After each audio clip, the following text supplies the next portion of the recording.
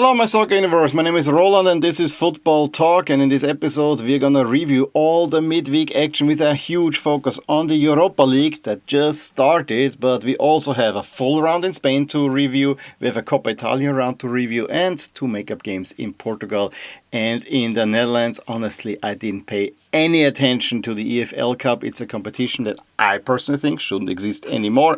I am sure there are reasons why it still exists, blah, blah, blah. But I'm not going to talk about that one. Hugo Ekitike got a really stupid red card in that one. That's as much as I heard, but let's move on from that. And let's start actually Italy with the team that, if you're watching the video, that I'm wearing in Milan.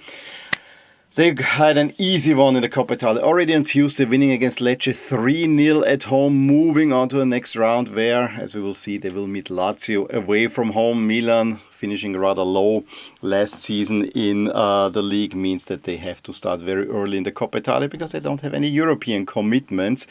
But I have to say, it actually makes a lot of fun to watch this Milan side at the moment. They seem so self-assured, so dominant in midfield, and this time he even gave some rest, especially to Modric and so on. I think Bartesaghi played for Estupinian, but other than that, it was a decent squad. Yeah, up front we had Jimenez and Nkunku. That also was quite interesting. And for me, the happiest moment was when a Bartesaghi cross finds Jimenez, who more or less stumbles the ball over the line. He did not take it well, and I could have seen in an alternate reality it misses again. But he finally gets his goal. He's the player with the highest XG that has not scored so far in the league. So really, absolute horrendous streak for him. I hope he gets off and starts now building some confidence, because honestly, I really think there's a player there. And I was really happy to see that one. At that point, Milan already were a man up as well, because Siebert was sent off for tripping a last man. I think it was Nkunku in the 18th minute. Pretty clear red card. The free kick was then taken by Jimenez, of course. It hit the wall. But yeah, Milan fully in control, and they really got the game then done in the second half when Fofana came on for Ricci. And then it's a Salemaker's cross to Nkunku. Really nicely taken goal. Converts so both strikers on the score sheet. And then Pulisic comes on in the 61st minute, and 3 minutes later he makes his customary goal already. He's also in really good form, assisted by Fofana, and Milan are cruising on to the next round, and more importantly, building more and more confidence. As I said, I really have a lot of fun watching this Milan at the moment, and these performances really fill me. But now it really counts, because the next two games are against Napoli at home in the league, and then of course the week afterwards Juventus. If you get 4 points out of that one, I think Milan might be very well in a title race. If 6, then for sure. And, it will very much depend on what they do against Napoli. A Napoli team that probably has a little bit of Champions League also in mind. But yeah, we'll see all about that. Other results in the Coppa Italia, we had Cagliari getting an easy 4-1 win over Frosinone. Cagliari actually having quite a good start to this league season, or this season in general.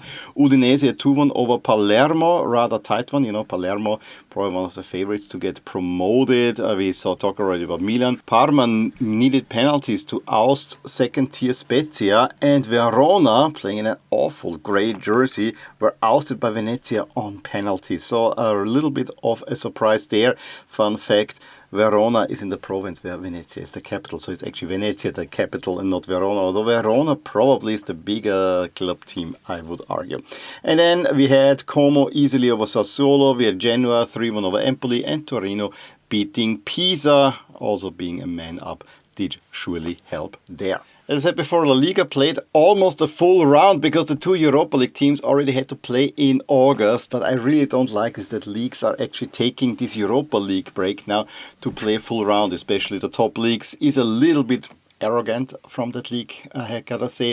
I also gotta say, so far I have not been really into this La Liga season. It very much seems like it will come down to the two Clásicos between Barcelona and Real Madrid. They have been the two most dominant teams. Everyone else that could play something or do something is a little bit falling off at the moment, with maybe a surprise team in Espanyol riding really high. However, on Tuesday, the surprise team from last season, Athletic Club, only played 1-1 against Girona. Verona. That's a Girona team that is really threatened by relegation. And Espanyol 2-2 against Valencia. Valencia team that just 2 weeks ago, or 1.5 weeks ago, got flattened by Barça in Barcelona. So, little bit of a comeback for Valencia there too. Levante lost at home 4-1 to Real Madrid with some pretty nice goals in there. And, Real Madrid trying to find their feet at the moment under new coach Xabi Alonso. Nothing really super exciting, maybe a little bit some squabbles in the squad, but overall quite convincing. And Mastantuono, a young guy from Argentina, is actually the revelation of the season so far. We also had Sevilla losing at home to Villarreal. Villarreal now sitting in 3rd place already with Oluwazi and then a late goal by Solomon getting the goals in the win. Sevilla, another team where I actually am a little bit worried about them, although I don't think that they will get relegated, but there's a lot of unrest within that club. We had Getafe 1-1 against Alaves. Atletico had the 1-0 lead through Julian Alvarez, were 2-1 down in the 77th minute through a goal by Garcia, and Rayo are playing really, really great stuff. However, then it's the Julian Alvarez show who scores twice in the last 10 minutes of the game to give Atletico a much, much needed win. Atletico still not quite hitting the next level, and they have a huge game coming up this weekend. Of course, the derby against Real Madrid. They only have half the points of Real Madrid. So, almost a make or break game. If they wanna still have a say in the title, although I don't think that Atletico will get into that conversation. Real Sociedad get also a rare win, a 1-0 over Mallorca. Mallorca team that also is hanging low there, and the Real Sociedad is also not the team that we know from last season. It is their talisman, Oyarzabal, the guy who scored also the winning goal at the Euros that give them the win. But I have to say, overall, Real Sociedad, we cannot really expect much from them. Elche remain unbeaten thanks to a 1-1 against Osasuna. And then newly promoted Real Oviedo had a 1-0 halftime lead through a Reina goal over Barça. However, then Frankie de Jong comes on and everything seems to make more sense in midfield. Eric Garcia gets the equalizer, and then Robert Lewandowski and Araujo turn the game fully around. And Marcus Rashford also gets an assist for the winning goal. And let's stay on the Iberian Peninsula. As I usually like to say, Benfica had their first home game under new coach José Mourinho. And I have to say, his hiring is more or less, I think, a ploy to keep President Rui Costa in place. Let's see how it will work out. And I didn't say this in this episode, a major news broke in Austria here on Tuesday that LASK coach João Sacramento is stepping down because they had to fire one of his assistants out of loyalty, blah, blah, blah, blah, blah. It was really a heartbreaking decision, although he was not that successful, but that he would step down over something so minor, not stay in the job, I think sounded rather odd. But one of the rumors is, of course, that he used to be an assistant for Mourinho. He wants to go back probably to Portugal, as he's a young father, and an assistant job at Benfica might sound better than a full-time job at LASK, where, troubles were already abounding. Troubles also a little bit for Benfica. I mean, they dominated Rio Ave, and especially late in the second half, had plenty of chances, took the lead, seemed like they're going to win this one as well, and then go ahead of Sporting. However, in stoppage time, Rio Ave with a beautiful and, absolute worldly, but out of nowhere, equalizing goal, and so Benfica only sit now in 3rd place. And similar result in the Netherlands between AZ and Zwolle, only a 2-2 draw. Yes, AZ moved now level on points with Ajax in 4th place, just staying behind Ajax and ahead of Groningen, but more was to be expected from that one. Still unbeaten, however, with a win, AZ could have been even in 2nd place. So yeah, a rather disappointing result for them. Okay, having all the domestic action out of the way, let's move on to the main event, which was, of course, match day 1 of the Europa League. And before I make a match-by-match breakdown of match day 1, just a few observations. I think it was a really good match day for the German teams. Both of them got home wins. Both of them, of course, in the southwest corner of Germany. But both of them also very deserved wins against not so easy opponents. It was also a good match day for the two Portuguese teams who got late wins against opponents opponents where you could have seen them losing points, but both Braga and Porto pull it off. We'll talk about those. But I have to say it's exactly the countries where the opponents of the Portuguese teams came from that I have to talk about. The Dutch had an absolutely horrible opening round in Champions League and Europa League, have lost all matches. And that's 5 of them.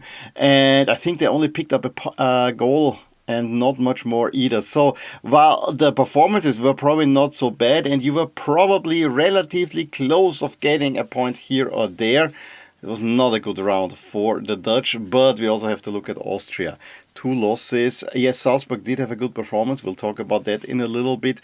But Sturm Graz against Midtjylland, yes, not an easy place to go. But if this was 3 or 4 years ago, I would have said, yeah, they go there to actually get at least a point, if not win it. This was actually not quite unlucky. It was a decent performance, but it showed again, Austrian teams are not on the cutting edge anymore. It's not the high-pressing, high-intensity style that will win you points in Europe anymore, because exactly these teams that were or are currently around Austria, let's say like Denmark, like the Czech Republic and so on, they're much more flexible at the moment. And that is something that I am personally really worried about. And let's start actually with the Sturm Graz Midtjylland game. I mean, what came there in addition is that their goalie Christensen, a Danish guy, had a really horrendous game. I mean, in the 7th minute, he basically boxed a ball into his own net. Yes, very short distance and many people in front of him, so maybe he's not really to blame for that. He actually made then also quite a few good saves, and I hear the Sturm Graz say, yeah, we had a decent performance, blah, blah, blah. If I'm honest, I mean, they were lucky to not be down by 2-0, and that was down to Christensen. But then in the 89th minute, it was a Diao shot where he really has to do better. It basically goes through his hands into the net. And so Sturm Graz's start to the Europa League ends in disappointment. The start for the Europa League also ends in disappointment for PAOK. Only a 0-0 at home against Maccabi Tel Aviv. But you have to be also honest. With a little bit of luck for Maccabi Tel Aviv, they could have snatched a point there. They were the better team most of the time, and so this was a rather lucky point for PAOK. The thing we have to say about Maccabi Tel Aviv is that, of course, UEFA is considering banning Israeli teams. If this were to be, and I don't want to discuss whether I'm for or against or whatever, if this were to happen, then it will also be interesting how will the points count towards the 5-year ranking. And it's basically that every team gets the points that, since Maccabi Tel Aviv is out of pot 3 as far as I know, would get then how many points other teams from their respective pots make against pot 3 teams. So rather convoluted, and we'll see it relatively late. So this, just wanted to mention that if this were to happen, I actually hope it will stay on the pitch, because any ban should actually be issued much, much sooner. Or, you know, a knockout stage, it's easier, not during a league phase where it's actually quite messy.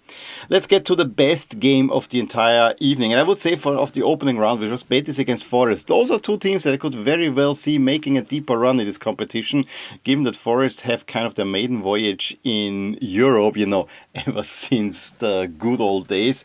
Sounds a little bit funny, but Betis took a lead in the 15th minute through Bacambo, but then Igor Jesus scores a brace 18th and 23rd, and it was Forest that completely dominated Betis in the first half. Probably could have led with 3 as well. But at halftime, for some reason they stopped playing, but also Betis made some adjustments, bring on Roca, Riquelme, Rodriguez, and later on Cucho Hernandez and Fornals.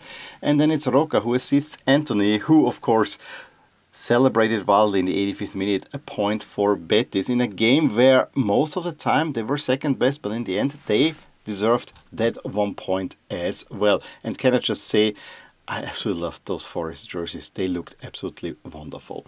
Braga against Feyenoord was a rather even affair, and just at the moment when Feyenoord were pressing to actually get a goal, they are caught on a counter-attack, and Navarro, who had just come on a couple of minutes earlier, scores the winning goal for Braga, so adding insult to injury for Feyenoord. Feyenoord, in my opinion, probably the closest one to getting a point in this opening round.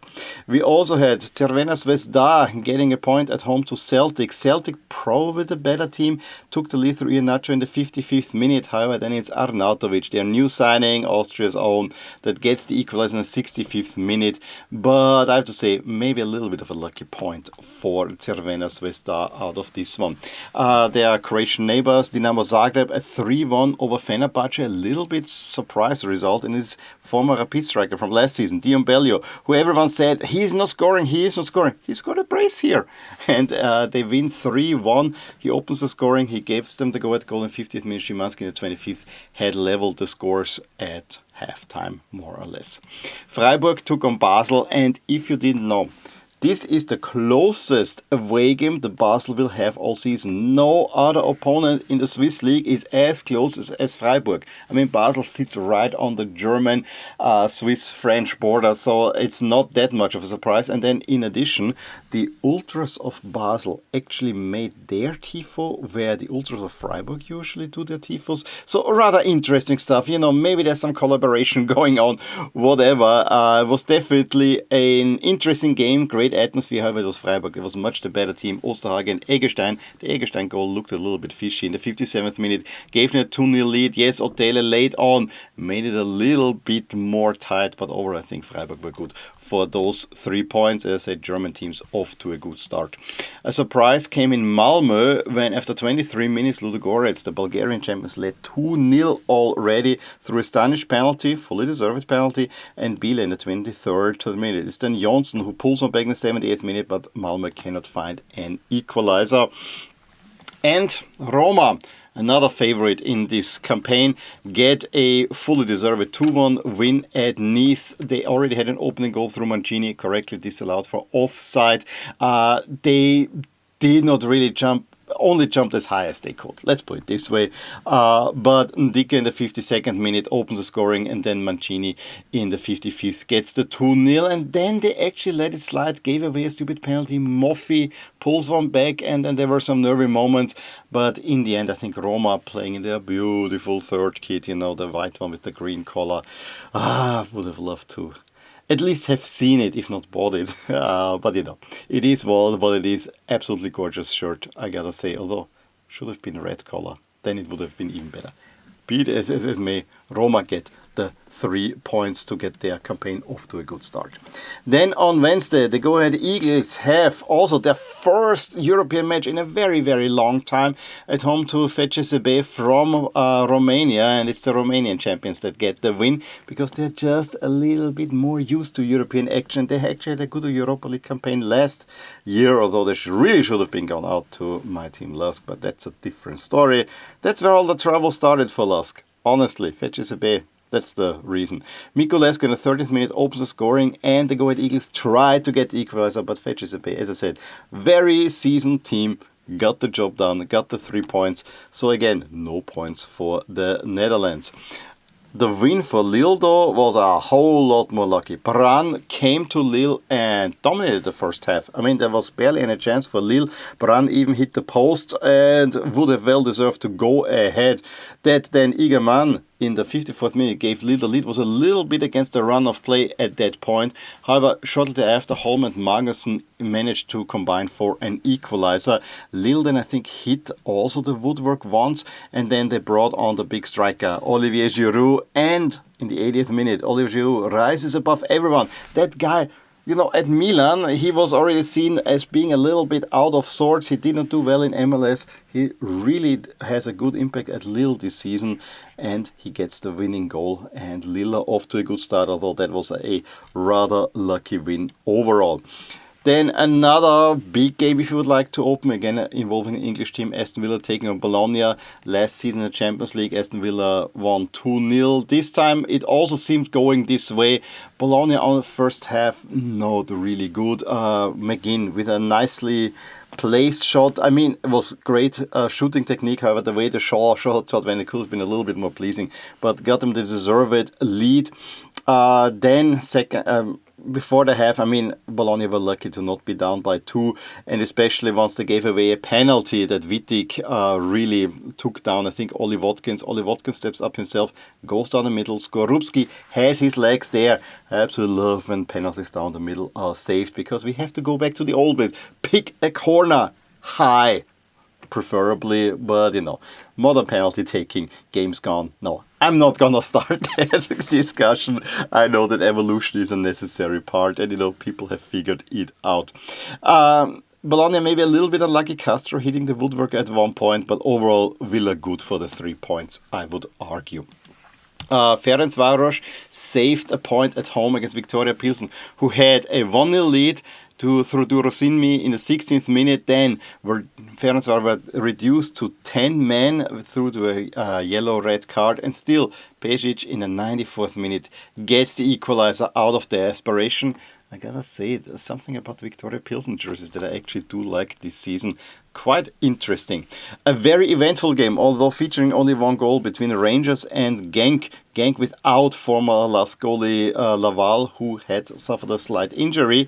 And, were already the dominant team in the first half, with former Celtic player being the main man of the show. Then Diamant is sent off for a really rough tackle, and a few minutes later, it's a penalty that's given away. Maybe a little bit of a, soft penalty, but in the end, O's effort is anyway saved. He does get his goal, though, in the 55th minute after missing another pretty big chance. He has then another goal disallowed for an offside. So it was in a way his evening, but also not his evening. But Genk very well for these 3 points. Rangers have to do a little bit better. Fortunately, going to Sturm Graz, who are not that good at the moment. However, last time they went to Sturm Graz, I think they also did lose. So that will be definitely one to watch for next round. Speaking of Austrian teams, Salzburg had a really good performance against Porto. The best performance of the season. And would very well have deserved at least a point, if not all 3 points. In the end, they are empty-handed. Because very late on, they cannot really get into or really block William Gomes effectively, who in the 93rd minute takes a very well-placed shot. And yes, maybe goalie Schlager could have done better. But yeah, rather unlucky to overall Porto. Faraoli, defensively sound. It's hard to break them down. And yes, there was a goal by Radkov disallowed, but this was correctly disallowed for offside. So that would have given Salzburg maybe a boost, but not this way. We gotta be honest.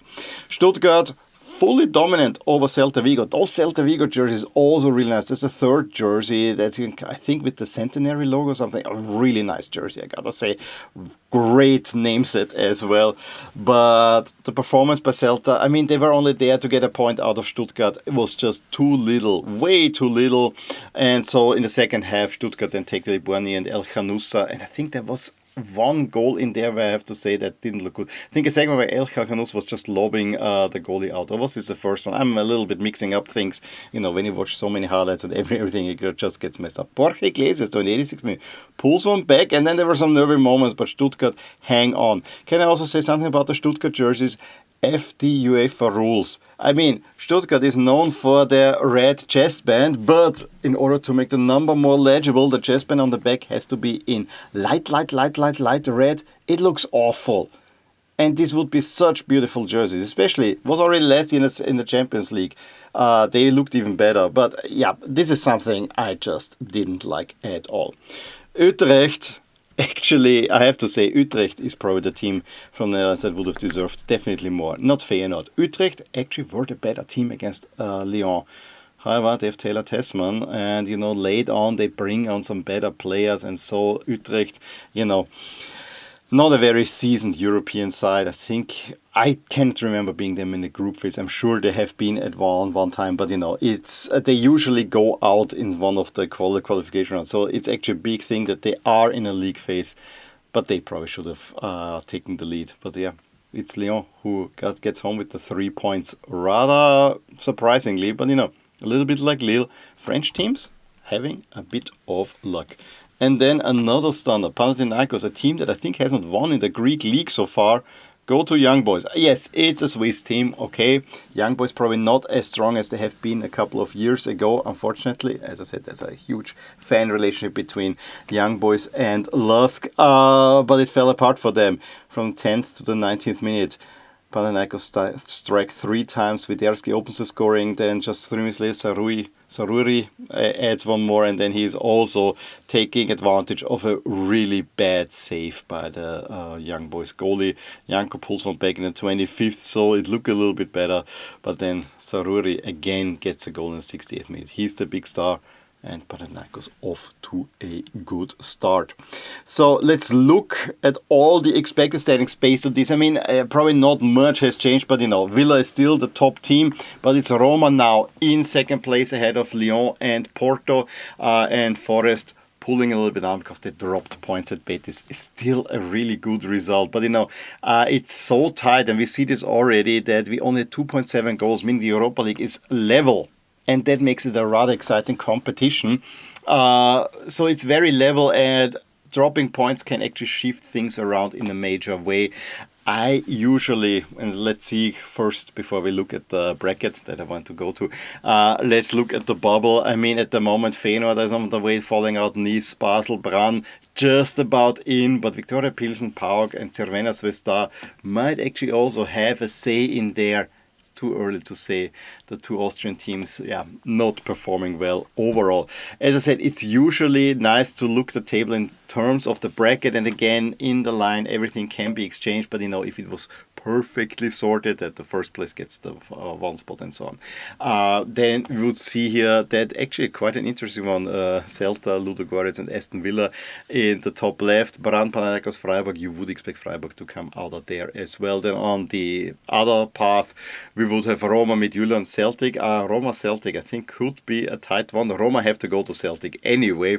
And then Forest, Basel, Zagreb should be easy for Forest. On the bottom, Feyenoord, Betis, really interesting one. Meeting Stuttgart. I think this would be a really interesting part of the bracket. Fenerbahce, Genk, Porto, not so much. If I'm honestly, I would say that Porto would go in there.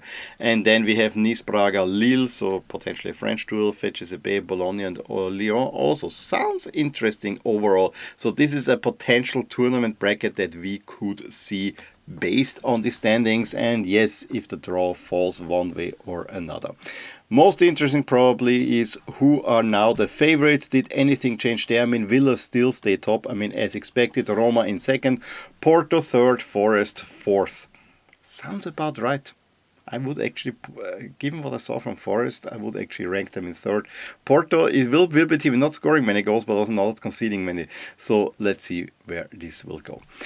We also see that the upcoming round, just let's walk us through the matches. I'm doing this together with you. Roma-Lille is already a pretty big duel. This is Giroud returning to Serie A. At the same time, also Bologna-Freiburg also in the early window. So, there's early and late windows. It's all played on the 2nd of October. Brann and Utrecht to losers of the first round. Celtic Braga sounds kind of interesting. FCSB Young Boys not so much. Fenerbahce Nice also not so much. Ludogorets against Betis. I think this is one to watch. Panathinaikos go at Eagles. Mildly interesting as is Pilsen against Malmö. Then in the late slot, Basel against Stuttgart. Basel really get the full German treatment. Stuttgart is also not too far away, but this time they have a home game. Celta against PAOK is already a pretty big match for both of these teams. Porto take on Crvena Zvezda with Marko Natovic, of course. Feyenoord against Aston Villa is probably one of the bigger name matchups in there. We have Genk against Ferencváros, Lyon hosting Salzburg. If they're still in, Maccabi Tel Aviv will host Dinamo Zagreb, then Forest against Midtjylland, and Sturm Graz, as I said, host the Rangers. That would be it from me for this midweek. As I said, I enjoyed mostly the Europa League. I watched a little bit of Coppa Italia action. The rest passed me a little bit by. And as I said, I needed to put in the whole story with LASK as well. Because while I was working on the video for the past weekend, that news broke. And then I recorded for my last podcast, but I didn't say it in here. So I wanted to have it mentioned as well. Absolute shock. And that club is making me crazy. In any case, please let me know your thoughts on the midweek. And you can tell me about the EFL Cup if you would like. I don't really... It's a competition that doesn't really interest me much. I follow it later on, but even that has become now impossible because there is no rights holder in Austria even for the FA Cup and the EFL Cup. So however you like it. In any case, give me a thumbs up if you enjoyed this video. Also leave a nice comment below if you want to say something or give me a review. And if you enjoyed this podcast episode, please tell a friend. to grow this community further. In any case, I will talk to you soon about more things in my soccer universe. Bye!